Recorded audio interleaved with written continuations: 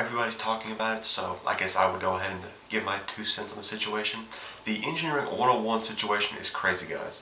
So basically, what they wanted me to do is they wanted me to make this final project that showcases why I want to be an engineer and how I'm going to achieve this. So I won't hold you any longer. Let's go ahead and get to the meat and potatoes of this video.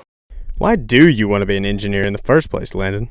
That's a great question, Jared. Cue my theme music!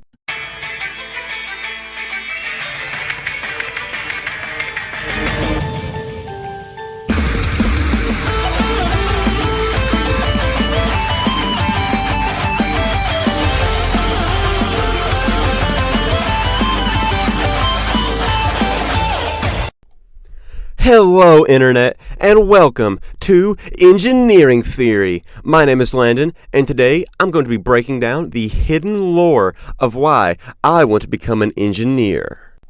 To start us off, let's break down exactly what an engineer does. At its simplest, an engineer identifies problems and comes up with solutions to said problems. Engineering has many different categories, such as mechanical, civil, and biomedical. However, I myself have chosen chemical engineering. I have always had a strong love for chemistry ever since high school, and I've always known I've wanted to do something along the lines with chemistry. I'm going to pause the video right here and just further on what this handsome devil was saying about becoming an engineer. Becoming a successful engineering student is very hard and requires a lot of work. You have to be dedicated to your craft and really make sure that you are putting in the most effort into your studies. Developing these habits early will help you land more opportunities for yourself and better your future. For example, keeping your GPA up will help you land internships and research opportunities. A lot of you may be wondering, what does a chemical engineer even do?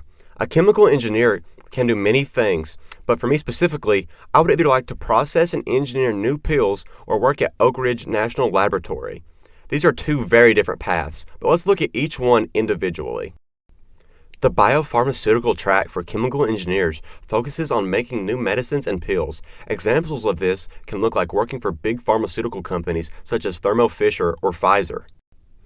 I am interested in this pathway because I think developing new medicines is a super interesting field and that it could help a lot of people. The biopharm route is very interesting to me. Basically, what he's saying is that he's going to graduate with a chemical engineering degree and a certificate in biopharmaceutical sciences. Here's what this would look like in a roadmap. Oh crap, not that roadmap, this roadmap. On the other hand, we have nuclear engineering at Oak Ridge National Laboratory. Some of the reasons I'm interested in this path is because I have had multiple chemical engineers in my family, with one of them being Dr. Sam Hurst. My uncle Sam Hurst worked at Oak Ridge National Laboratory with government clearance, was a physics professor at the University of Kentucky, where I attend now, and most notably invented the earliest form of the touchscreen, the elograph. I found my uncle to be really admirable and I'd like to pursue a professional track just like he did, because I found what he did with his life to be very interesting. If I were to choose this track, I would graduate college with a chemical engineering degree and apply for jobs specifically like Oak Ridge. It would look something like this in our roadmap. I am also interested in this path because of my favorite show, Steins Gate. While chemical engineering is not a massive part of this fictional show, engineering as a whole is. You should give the show a try, by the way.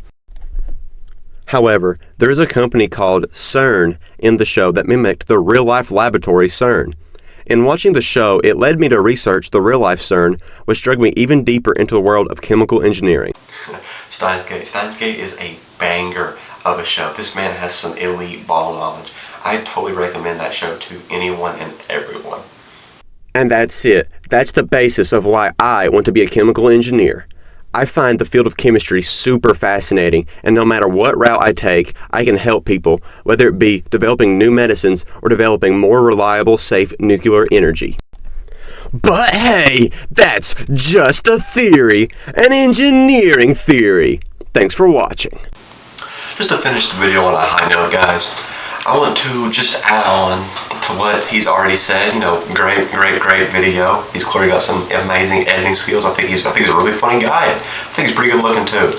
But really, what I want to talk about is what it means to be a successful engineer after graduation and beyond. A successful engineer after graduation, they're landing jobs, they're doing big things for the world, they're helping out, they're just really making a difference in the world, and I think that's something very admirable that we should all strive to do. Yeah, that's about it. See you guys.